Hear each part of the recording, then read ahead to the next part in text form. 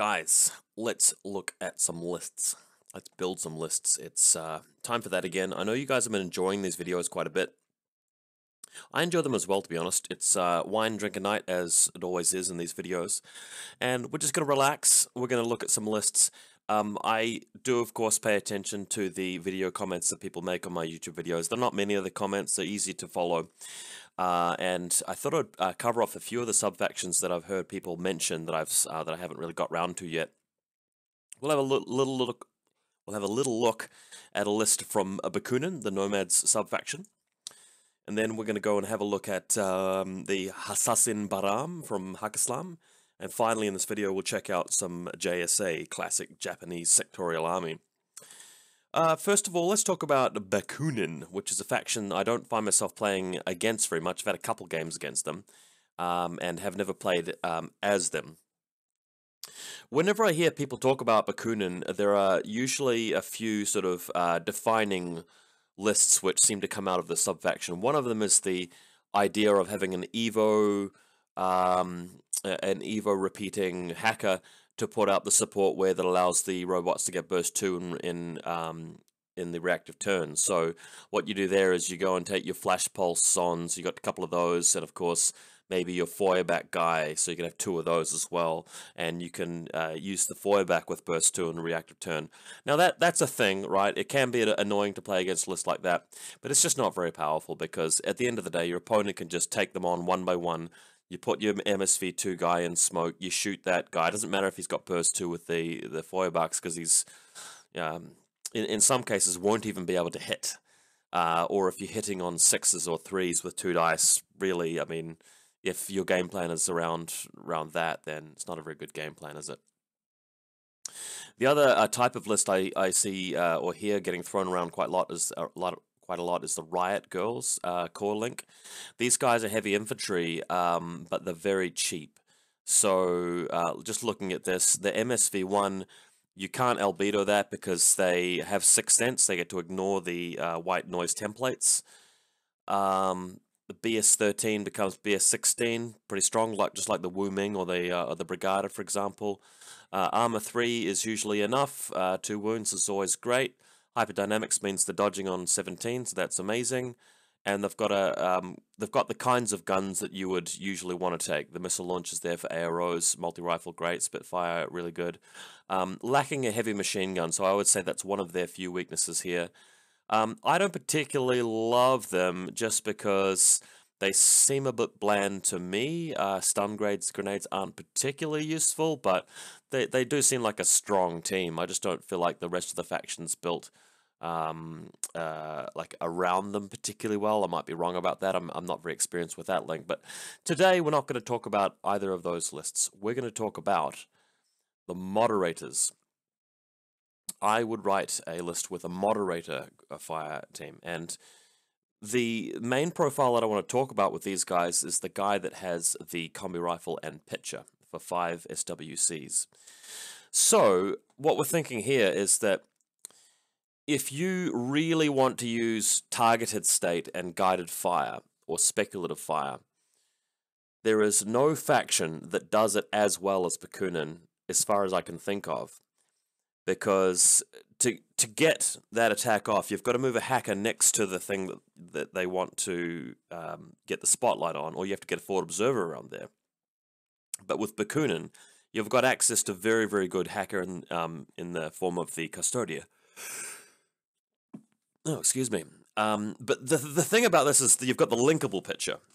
So you got a team of 5 moderators. We'll put 2 combi rifle pitchers in there just because, you know, you got burst 2, you're burning through 2 pitchers, and then if that absolutely fails, you're shooting the next guy, and you've got a couple of backup shots. But let me put it this way, Ballistic Skill 10 is not much, but if it goes to Ballistic Skill 13 with 2 shots, and if you're shooting a really long way away, even at -6, that's 7s to hit on 2 dice.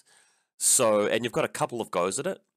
So the chances of being able to put down a pitcher with just 1 order from across the other side of the table is very, very reliable. And then you've got a following, control battle group if you want to put the Custodia in the secondary group to just spend 5 orders trying to get the spotlight off, or also the lieutenant order, right? So we could take the Custodia hacker hacking device or the assault hacking device. I think we just take the standard hacking device. Oh, it's the hacking device plus, sorry, lieutenant. So the thinking behind that is that you're doing this with whip 14 every roll. As soon as you win the face-to-face roll, they are targeted, and then you can use something else in your list to absolutely pound on them. What you're going to be going for is trying to figure out who the lieutenant is and then accurately just destroy the lieutenant very reliably, or a cluster of guys or their enemy link team or something that's crucial to them, specialists or whatnot. You can even take out a tag. So there's a couple of ways that we can do this. One way to do it, which I find quite appealing, is to take the lizard with heavy grenade launcher, because the lizard can even spec fire without the targeted help. But if you're shooting at a guided targeted state model, you're dropping the template down, the heavy grenade launcher, and you're doing it very reliably with the ballistic skill 14. So the chances of them dodging is very, very good. The other option is the robot that has the missile launcher. Where is it? Reactions on. Where am I? Stempler, no. Flash pulse, cyclone. It's this guy, the Vertigo's on. So the thing about this guy is that he does a bit more damage than the grenade launcher does. The damage for the smart missile launcher, if I recall correctly, is double action and AP. So although this guy can only fire 5 times a turn, that's going to be more than enough to crack anything. And the good thing about this is that you might be able to hack a tag. The only thing about that, though, is that the Vertigo Zond is susceptible to the enemy U-turn hacking program, which does reduces his odds of passing the check. So there's that. And some tags have ECM, which is a countermeasure to guided missile fire. But he's a lot cheaper than the Lizard, and he's a lot more damaging when you get this this combo off than the Lizard actually is. You could even put both of them into the list, although maybe it's not the best idea. The thing about the Lizard, though, is that the Lizard can become a specialist, and it's an ordinary tag. It can provide AROs with a multi-HMG, so it's just generally a better model and more versatile and more desirable for your list than the Smart Missile Launcher. But what else are we going to see in this list? Well, if there's a Lizard going to be in there, we're going to be wanting a Clockmaker. I hate paying 18 points for an engineer, but at least he's whip 15, so that's quite efficient. And, you know, you got the decharges, combi rifle, that sort of thing, so it's not the end of the world. We've got to complete our moderator link. So usually when we have a core link team, we want to have some sort of handy ARO piece, so the sniper rifle's generally going to go in there. You don't have to take it, though. Spitfire, super cheap, but remember, we're going to be a little bit short on SWCs this list, so maybe not second heavy weapon. Might be better to just put, you know, a paramedic in there for a so that we've got at least one specialist in that group, and then just your standard pleb until we can upgrade them later in the creation of this list. So then we've got the moderator linked together. Usually we want to take something which can be a bit more aggressive. I like taking either Brand or a Zero, probably Bran. I really like Bran here, just because you can superior infiltrate next to some sort of juicy target, and if it fails, well, then you can stick to plan B, which is bombing them. It just gives you the option of, you know, either you have that awesome opportunity to wreck them with Bran and win the game anyway, just nice and easily, the conventional way, or if Bran doesn't have an opportunity, then you can actually put the pitcher out and start going for the hack on them. So that's one way to do it. There should probably be a Zero in there. I like the Zero with the deployable repeater, although that's not really the role he'll play. I mean, we've got the pitches with the repeater, so we don't really need a backup repeater. I honestly don't think we do. So it's better to just take either the Killer Hacker or the Forward Observer. Probably the Killer Hacker, just because... I mean, again, it's a double whammy. He might be on one side of the board, you might be able to fire the pitcher on the other side of the board, and having a Killer Hacker there means that you can actually just use the moderators to put down the pitcher and use the Killer Hacker without even moving up the field. You could just chuck some red rum on them straight away. So that seems like it'd be fairly synergistic. Next, we need to pad the list out with just some cheap orders. So the transconductors on, so you can never go wrong with those guys. Was there anything else that I particularly wanted to have in there? Not really. might even be better just chucking more moderators in just so that we've got more orders. You can sort of see how this is going, though. The Reverend Custodian is going to have to be in the second group. We may not need Bran and a 0. I mean, we could always take Bran out and put other things in there, but you guys can sort of see how this is going. We don't have too many SWCs, mind you. I really like taking that Zond that can have the crazy koalas. Here he is here. And I prefer the Acrolite Canon, or whatever it is, just because that is a bit more of a useful ARO tool. Having crazy koalas there is a really good way of helping to defend your tag and your link team against things like impersonators and stuff like that, and infiltrating troops. We don't really have much left, so maybe the war core. So the problem with this list here, as you can tell so far, is just really that. Might even be able to zoom on the page a little bit. Hang on, that might be a bit better. It's a bit auto-starved right now, and I think that taking Bran might be a bit much in terms of how much we can afford here. But I think you guys can see the principle of this list. You can see what we're trying to achieve. You could build a similar list where you have the smart missile launching bot instead of the lizard, and using the points you're saving there to get things like a prowler or a sin eater observer or something like that. So that's quite a cool way to build it. Also, since you've got plenty of hacking, you might even want to have like a Spitfire Cyclone just do the ARO clearing. Although when you've got a lizard in your list, that's probably going to be your go-to ARO clearing, along with the multi-sniper link team. Can do a bit of work from that range. So I don't want to spend too much time tinkering with the list at this point. I think you guys can sort of get the gist of it, sort of see what the idea of that is.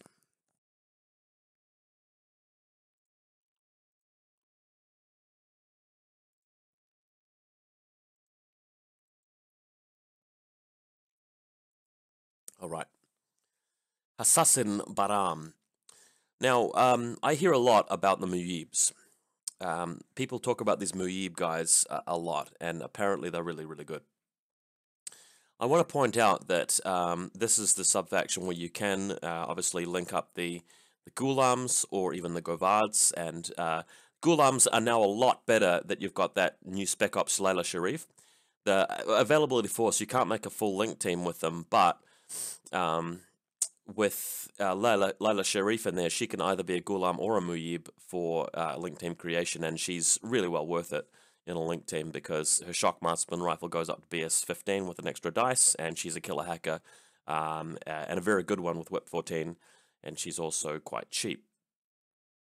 Let's have a go, though, at making something with the Muyibs, because I'm really not an experienced person when it comes to these, so let's look at them. One thing I've heard people doing is that they go pretty heavy on the viral mines and send the Muyibs up the field and place a whole lot of viral mines. And viral mines, obviously, a bit nastier than the regular mines. You can say that is for sure. But, I mean, look at them. They've just got such a massive arsenal.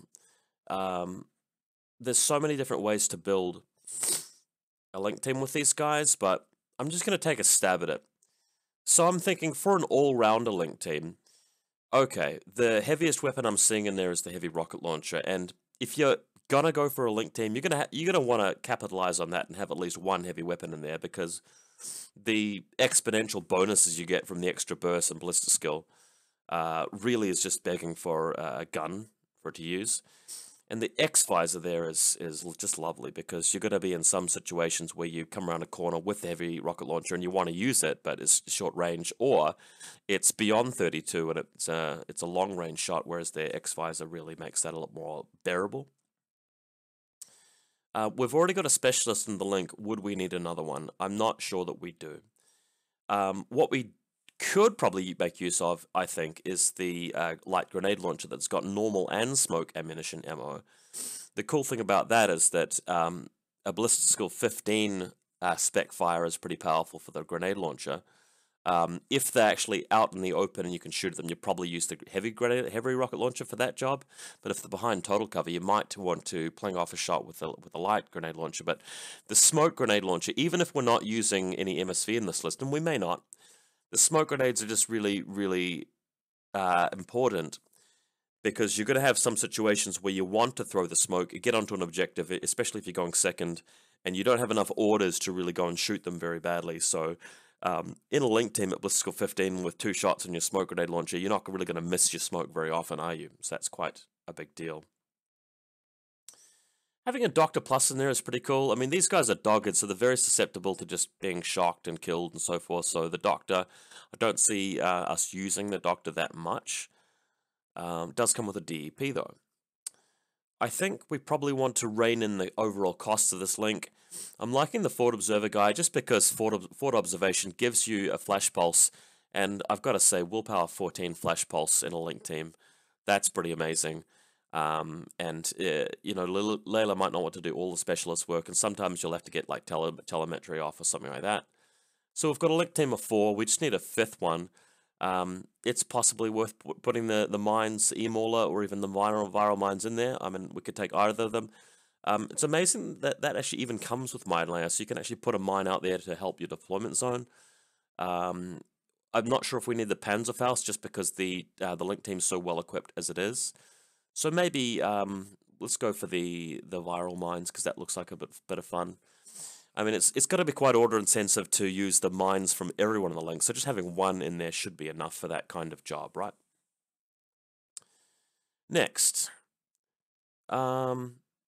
So I like the Farzan. We'll come back to him. We know that we're going to be getting 5 Gazimotiwa because they're the most powerful unit in the game, or the most desirable unit in the game, I should say. The fact they have jammers, which is a really overpowered weapon, and the fact that they can ARO with, you know, the chain rifle's amazing. Having dogged and smoke grenades, Whip 15 is just incredible. Religious Troop actually comes up, can be useful. And the amazing thing is in the active turn, your opponent has to choose the right ARO, and depending on which ARO they choose, you can either pistol, chain rifle, jammer, or Emarat for, you know, very useful tools, and you can pick the best one for the job, which just makes them crazy. Okay, what else would we want in this? So we've got a lot of ARO potential with this link team. The Lasik is pretty awesome though. I am quite partial to the Lasik, but I'm not necessarily sure we need him. The Rajik, I quite like the Spitfire Rajik because the link team is inevitably going to be a lot slower, and we need some sort of fast attack piece to punish opponents that don't deploy very well. We don't really want them to be relaxed on deployment just because they know that we've got no way of punishing them, so having a Rajik Spitfire in there could be a pretty good idea. So we'll put that there for now. The other option is to go with El Jabal or the Fide.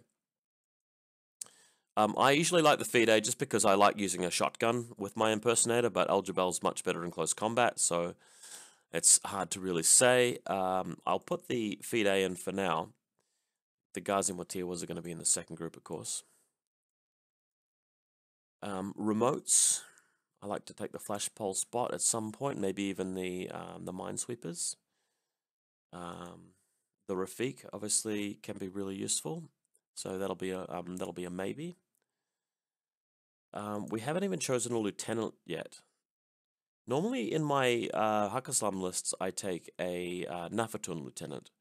What we could do here is take a Muib lieutenant. But, you know, are we going to be very aggressive with the Muibs? I don't really know.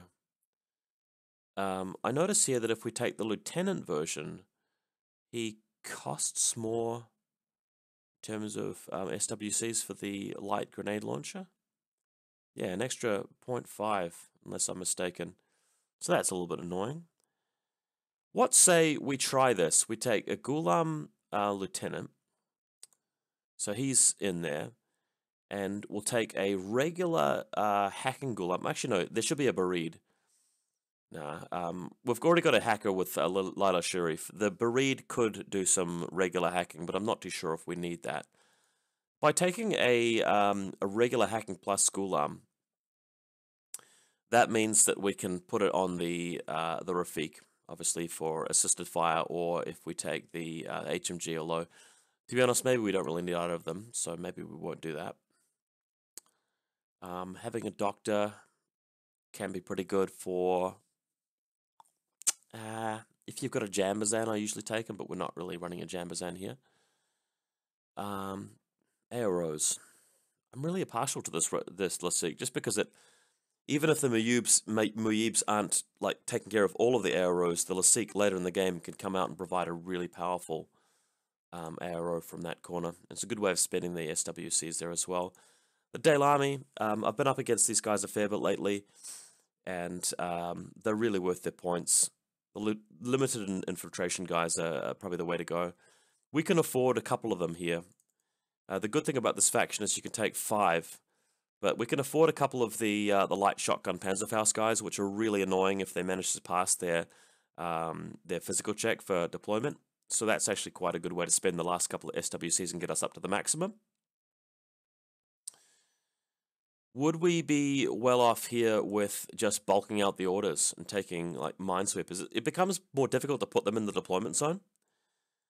But by putting a couple of Camille's in there, it means that you've got more fuel if the Daylamis or the Ghazis get an opportunity to go for a run. So I quite value that. We could go back now and actually start removing things and swap out, say, the Rafik or the Fanhouse remote, for example. But let's say we take out the one Camille and we'll put a Farzan in there. And it could be a chain of command Farzan or a forward observer, although I prefer the forward observer just because I love the whip 14 with being able to forward observe. That's taken us up to 303 SWCs. So I guess maybe drop out the other Camille, put in a Warcore or something like that, or just bolster something else that's already in the list. And we're looking pretty good. You may not necessarily want to go with the Rajik, but I like to have at least one thing in there which can really spend a lot of the main group orders doing tons of damage. So one great way to play this is to hope that the Daylami gets into position to just trade for something which is going to ARO against the Rajik coming on, and then after that's worked, the Rajik shows up. But if the Rajik still doesn't show up, then you're just picking things off with the Muibs. Later in the game, of course, you're going to move out with them. It's good that they're not 4-2 speed. They feel like medium infantry because they're quite resilient with Dogged and that, but they are full speed ahead. Yeah, so I mean, I think we're making pretty good use of the Muibs here. This list just has so much stuff in it. It's got pretty powerful sort of heavy attack, heavy weapon stuff in the form of that heavy rocket launcher. The arrows, viral sniper, the Link team obviously is good at arrowing. Warbands galore. I mean, it's just such a lockdown. It's so hard for them to approach us with 4 Mortewas in there. Attacking potential, the Rajik and the Daylami is pretty good, and specialists being able to press buttons. Well, obviously we're playing Hakislam. We've got Layla to do that. They've got the Farzan to do that. The forward observing Muyib, and even the Rafik. So some strong specialists there. I haven't spent a lot of time working on this list, as you guys can see from this video, but you can sort of see the bones there of a pretty good Hassan Baram list. And I even forgot to mention the Fide. So you got the Fide in there, which can... The great thing about them is you can be risky with them. You can deploy them in their deployment zone, and if you fail the check, well, you've got the Rajik and the Daylami to fall back on. So of those 4 things, usually one thing is going to be able to end up in a situation where it can inflict maximum damage if you're going first. And if you're going second, well, they can't really do much damage to you because you're hiding everybody everywhere across your deployment zone. And the Ghazis have got this network of jammers spread out where they can't really approach you unless they are, Morats or something. So a pretty strong list, and I'm envious of a lot of the stuff in this list that this faction can do.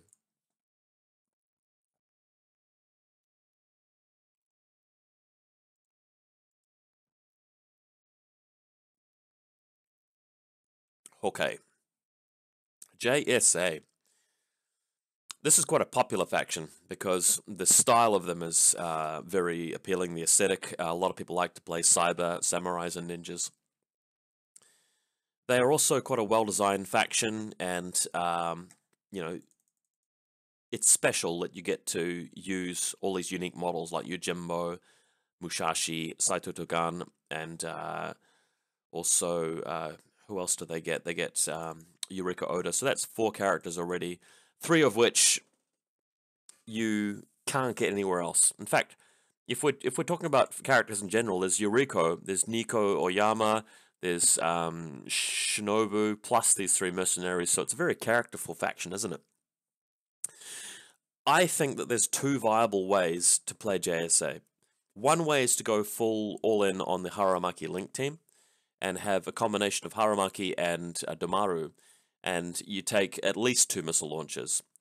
And the risk that your opponent faces and the difficulty of them overcoming that Link team with those missile launchers is just, I feel envious that I can't do that with other factions. Blister skill 16, they're really tough. They can just go prone if they survive. Obviously, they've got Sixth Sense to avoid the smoke attacks. They're amazing in close combat. They're super cheap because they're impetuous, but they don't suffer from impetuous because they're in a link team and they provide a regular order. It's just crazy. Only thing about them is they're not particularly mobile. And if your opponent has some really good ARO pieces and willing to just use it to chip away at your guys, it's not much fun. Like, if they just show up with a bulleteer with assisted fire, and if you don't get any crits, he's just going to wear through your AROs, and it's going to be a bit of an annoying game. So the other way of playing JSA, which I personally favor, is to go the way of the Kaisotsu Link team. And my personal preference is to have that Link team led with this chick, Yuriko Oda, because she's one of the best Diafos in my opinion. You can take her with an E-emitter, and the E-emitter is good, but I take mine with the Panzerfaust. One thing I can't believe is that this is a model which is going to be Blister Skill 15 and has the opportunity to fire both charges of a Panzerfaust at once with 6 Sense Level 2, and she doesn't play any SWCs for that. That strikes me as kind of strange. We already just looked at the Daylami, which can infiltrate and have a Panzerfaust and a shotgun, and they played .5 SWCs. But they're not really using it in a heavy capacity. They're just probably paying it because they get to infiltrate. If you look at the Nomad Jaguar Panzerfaust, well, that just sits in your deployment zone like she does, and that has to pay .5, but she gets away with it for free. What the hell? She gives you a free mine to help defend your link team. She's an engineer for, repairing your tag or robots or completing a classified or just being a specialist. Hyperdynamics makes her dodge on 14, which is amazing. She's not too expensive. Even got D-charges, can put down more mines. And one of the most beautiful things is that you're paying the rock-bottom, dirt-cheap cost for Kaisotsus, who go from Blister Skill 10 to 13 when you're shooting your combi rifle. But if you're ever going to fire a combi rifle, well, you use Yuriko's combi rifle because she goes to Blister Skill 15. So it's almost like having a Fusilier Link team, but cheaper. So that's the amazing part of her. The second thing is you can include a Kempaitai with a Chain and Combine and Boarding Shotgun in your Link team, another specialist. He's not too expensive at 21 points, but this enables you to take Shinobu or Asuka Kizaraki as your lieutenant, and go on a Rambo run with that additional order without worrying about losing your lieutenant. Then after that, you obviously want to put in your missile launcher because every link team should have a missile launcher if it can. You can even go the way of the HMG, although there are going to be a lot of other things on the list which can play that role. I like the hacker personally because assisted fire is going to be useful. It's like one of the cheapest hackers in the game, but you don't even need to use his dodgy low willpower. You just put up assisted fire and so forth on Yurishi and call it a day. After that, maybe just the forward observer, just because we might not have too many forward observers in this list, and it's good to have at least one, not just for the flash pulse, but for completing telemetry, the classified. So that is the link team I like to run. It's not very expensive, but it's just so efficient. You get so much out of it. Now, one standard way to do this is to go straight for Shinobu Kitsune, take the lieutenant. She's a whole SWC, but you could feel a little bit easier about throwing her into the enemy, even though she's the lieutenant, and saving you some orders there. I sometimes play lists with Asuka Kizaragi and do the same thing. Only thing about Asuka Kizaragi is that she can be a little bit difficult to work her way up the board because of her silhouette size, and she's not great at long range for clearing arrows, and it might be difficult to get into position with other troopers. But she's not too expensive, and once she gets in close, the assault pistol is really handy, and being able to force them to choose between dodging the flamer or taking an assault pistol to the face is amazing. But we'll go with Shinobu for now and maybe swap her out later. Alright, so the other thing which I feel like we're going to be needing, I mean, obviously we're going to be getting Yojimbo in there, so let's put him in now, but to make use of the opportunity from Smoke Grenade, either from Yojimbo or Shinobu, we want the Rushi in there. Because this list is quite hard to come by really good HMGs. We've got the Kaisotsu in the Link team, we could do that, very cheaply I might add, or we can put Assisted Fire on a TR bot. But the Rushi is one of the most undercosted models in the game, if not the most undercosted model. And I think that the Spitfire will perform even better than an HMG does if you're getting into the right range. But the thing is, it's easy to get into the right range. If you've already put the smoke down, then you just move into it. You've got Assisted Fire. So it's a bit more efficient. You're hitting on 15s just straight up. You've got shock. So usually they're at a -6. So that's usually the combo that you want with this kind of list. We could chuck a flash pulse sky or a waving sensor remote. Let's just put the flash pulse sky in there for now. We want to be able to have a fair number of orders in this list. I like the Ninja Killer Hacker just because you don't really get any other hit killer hackers here in this list, and the Ninja Killer Hacker is one of the best, most desirable profiles in the game, so let's not leave them out. Whew, okay, we've got plenty of SWCs left to use. I usually like taking the Raiden. There's a synergy there because the Raiden mine layer with Eureka Oda means you've got 2 Camo Marker mine layers in your deployment zone. So when you've got the Raiden and the 2 mines, you can trick them somewhat as to which one is the real Raiden if you want to. You can either put the mines in places where they're going to defend against a Rambo, like some sort of warband rush, or you can just put them on top of a building and put the Raiden there in an AO position and have your opponent be forced to guess which one's the real one. The only problem with that, though, is that they'll move out, and if they see that you're not AOing with, a model, they know it's, not the Raiden. So it may not really work very well against good opponents. Doesn't mean the Raiden's not a good profile, though. I actually like attacking him with them in the active turn in some cases, just if you feel a bit desperate, the game's not going very well. He's a good backup piece that can help you make a bit of a comeback. We may take these guys out of the list later, but taking the Doctor and the Engineer, you've got 2 more specialists. They are very cheap. They can be used in some clutch situations, like the Doctor reviving a member of the Kaisotsu Link team or the Raiden. The Engineer, probably not as useful, but if he ever brings the Rushi back to life, then that's gold. I'm going to bring Yojimbo down to here because he's always going to be in Group 2.